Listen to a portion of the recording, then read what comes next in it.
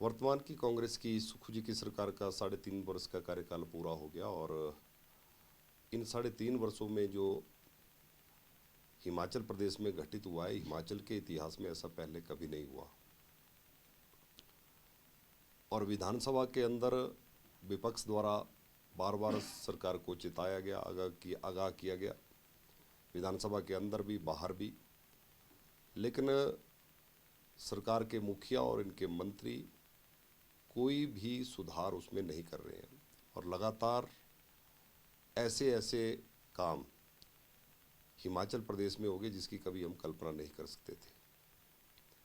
पंचायती राज संस्थाओं के स्थानीय निकायों के चुनाव चल रहे थे। चुनावों के बीच में रातों रात नियम कानून बदलने का काम भी इसी सरकार ने किया। कानून व्यवस्था, उसके साथ युवाओं के साथ धोखा जो इन्होंने वायदे किए थे, इन सारे मुद्दों को लेकर भारतीय जनता पार्टी ने अपनी एक 4 सीट के लिए कमेटी भी गठित की है और इसमें इन सारे मुद्दों को इकट्ठा करके वर्तमान की कांग्रेस सरकार के खिलाफ भारतीय जनता पार्टी जो है 4 सीट तैयार करेगी। और जो जो भ्रष्टाचार हिमाचल प्रदेश में हुआ है उन सारे मुद्दों को उस 4 सीट में जो है वो हम शामिल करेंगे। क्या के साथ मैं जोड़ना चाहूँगा, जहाँ तक आपने कहा कि पहला प्रश्न के 4 सीट को लेकर कार्यवाही, निश्चित तौर पर भारतीय जनता पार्टी वर्तमान सरकार ने जो जो घोटाले किए हैं, जहाँ जहाँ गड़बड़ियाँ हुई है, चाहे वो अधिकारी हों, चाहे वो सरकार में मंत्री हों, जहाँ पर भी कोई गड़बड़ी पाई जाएगी, निश्चित तौर पर आने वाले समय में सरकार भारतीय जनता पार्टी की बनेगी। इसलिए भारतीय जनता पार्टी के नेतृत्व ने तय किया है कि हम 4 सीट बनाएंगे और जब 4 सीट बनेगी उसको जनता के बीच में भी रखेंगे और सत्ता में आने के पश्चात तुरंत उस पर कार्यवाही भी भारतीय जनता पार्टी की सरकार आने वाले समय में करेगी। जहाँ तक दूसरा प्रश्न आपने कहा कि झूठ बोलने में कांग्रेस के मंत्री कह रहे हैं कि भाजपा माहिर है, लेकिन मुझे भी इस सदन के अंदर बहुत लंबा समय तो नहीं, लेकिन 8.5 वर्ष का समय हो गया। सदन के अंदर जनता में भी ये इम्प्रेशन है कि विधानसभा के अंदर सरकार की ओर से जो जवाब आता है, मंत्री मुख्यमंत्री जो सदन के अंदर जो कहते हैं वो एक एक शब्द सच्चाई होती है। आज से पहले सुखू जी की सरकार से पहले तो ऐसे ही होता रहा, लेकिन ये हिमाचल के इतिहास की ऐसी सरकार है कि जो सदन के बाहर तो झूठ बोलती थी लेकिन सदन के अंदर भी झूठ बोल रही है। और जिस कारण से आज आम जनमानस का विश्वास जो है वर्तमान की सरकार से उठ गया है। और मैं तो ये कहूँगा कि एक मेडल तो इस सरकार के लिए झूठ बोलने के लिए कम पड़ जाएगा। इनको तो हर मंत्री को, मुख्यमंत्री जी को और इनके नेताओं को अलग अलग से जो है गोल्ड मेडल जो है इनको दिए जाने चाहिए। मुख्यमंत्री जी ने जिसके लिए उनको चुनकर प्रदेश की जनता ने जो जिम्मेवारी दी थी, उस जिम्मेवारी का निर्वहन तो नहीं कर पाए, लेकिन आजकल मुख्यमंत्री जी ज्योतिषी बन गए हैं और ज्योतिषी बनकर नए नए बातें आजकल कह रहे हैं। कभी कहते हैं कि हमारी सरकार आएगी, कभी कहते हैं भाजपा के 16 विधायक जीतेंगे, कभी कहते हैं कि अगर सरकार बन गई तो भाजपा का मुख्यमंत्री ये नहीं बनेगा। तो इस प्रकार से जो मुख्यमंत्री जी के बयान आ रहे हैं उससे ये साबित होता है कि वो बौखलाए हुए हैं। और 3.5 वर्ष का कार्यकाल इसे भी आंका जा सकता है। मैं पंचायती राज के चुनावों को नहीं कहूँगा, मैं जिला परिषद, पंचायत, बीडीसी को नहीं कहूँगा, लेकिन नगर निगम का चुनाव सिंबल पर हुआ।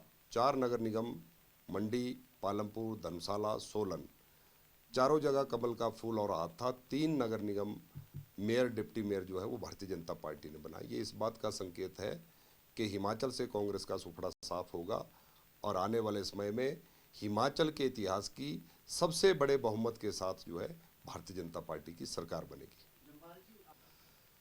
कांग्रेस हमेशा सनातन विरोधी रही है। हिमाचल प्रदेश के मुख्यमंत्री जी ने सत्ता संभालते ही कहा था कि मैं उस प्रदेश से हिंदू विचारधारा वाली पार्टी को हरा कर आया हूँ जहाँ 95% हिंदू जिस प्रदेश में रहते हैं।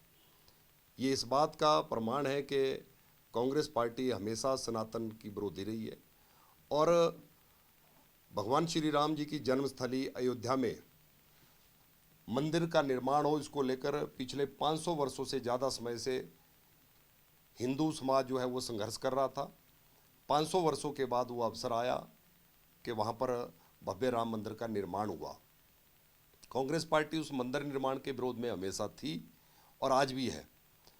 अगर कहीं पर चंदे को लेकर कोई घोटाला हुआ है तो वहाँ की सरकार ने एसआईटी गठित की है, दोषियों पर कड़ी से कड़ी कार्रवाई हो। लेकिन कांग्रेस उस मुद्दे को लेकर भारतीय जनता पार्टी को बीच में घसीट रही है, जिसमें भाजपा का कोई लेना देना नहीं। सरकार भारतीय जनता पार्टी की है, योगी जी वहाँ पर मुख्यमंत्री हैं। योगी जी ने तुरंत कहा है कि जो भी इसमें दोषी पाया जाएगा उसके खिलाफ निश्चित तौर पर कार्रवाई होगी।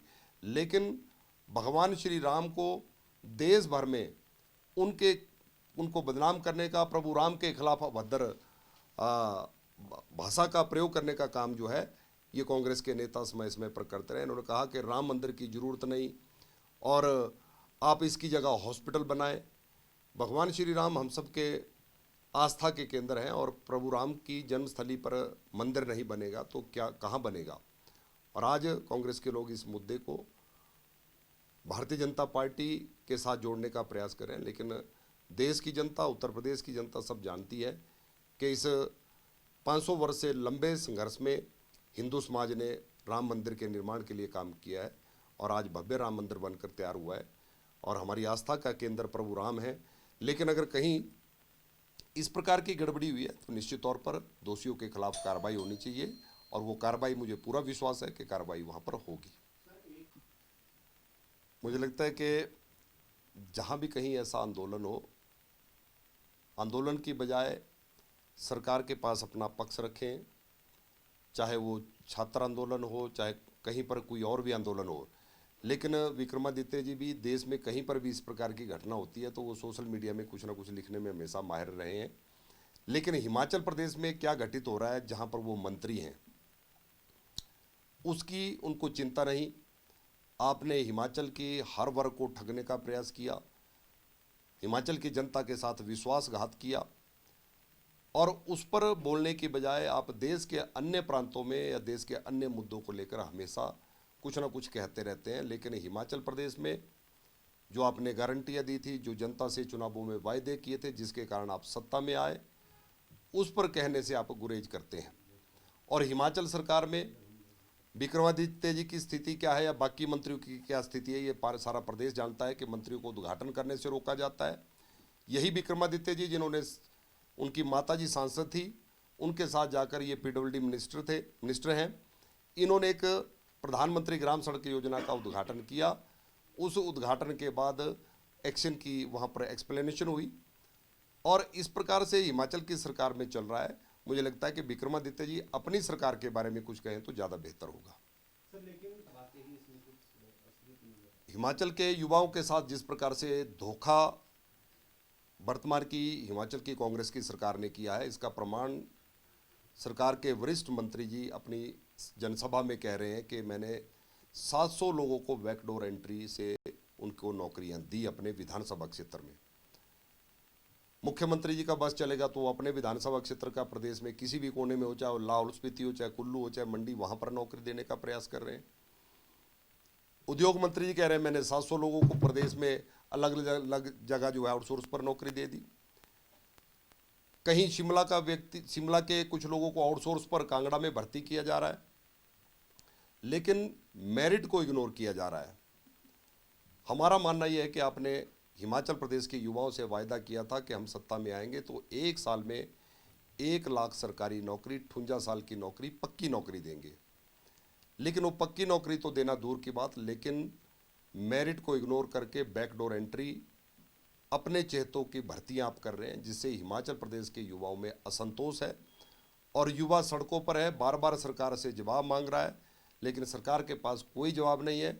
आज सभी सरकार के मंत्री, मुख्यमंत्री जी के साथ में कहूँगा, मुख्यमंत्री जी भी उसमें शामिल हैं, अपनी अपनी सीट बचाने के लिए अब जुगाड़ करने का प्रयास कर रहे हैं कि हम अपने विधानसभा के कुछ क्षेत्र के लोगों को बैकडोर भर्ती करके उनको कहीं पर आउटसोर्स रोजगार दे सकें। इस काम में सारे मंत्री और मुख्यमंत्री जी लगे हैं। लेकिन हिमाचल प्रदेश के युवाओं के साथ वर्तमान की सरकार ने धोखा किया है और मेरिट को इग्नोर किया है। पारदर्शिता नौकरियों में कहीं नहीं है, जिसके कारण हिमाचल के युवाओं में असंतोष है। इससे कितना मुख्यमंत्री जी अपनी पार्टी की चिंता करें, अपनी सरकार की चिंता करें। जिस प्रकार से उनकी पार्टी में चला हुआ है, जिस प्रकार से सरकार में चला हुआ है, भाजपा की चिंता छोड़ दें। भारतीय जनता पार्टी का नेतृत्व भाजपा की चिंता कर रहा है, भाजपा के कार्यकर्ता भाजपा को मजबूत करने के लिए काम कर रहे हैं। ये वही कांग्रेस पार्टी है जिसके 6 विधायक 1.5 साल के कार्यकाल में मुख्यमंत्री जी से नाराज होकर अपनी पार्टी को छोड़ गए। आज वही मुख्यमंत्री भाजपा के ऊपर प्रश्न चिन्ह खड़ा कर रहे हैं। लेकिन कांग्रेस में ये कह सकता हूँ कि डूबता हुआ जहाज है। आज इस जहाज में कोई नहीं बैठना चाहता और सब लोग इसी जहाज से, डूबते हुए जहाज से छलांग लगा रहे हैं।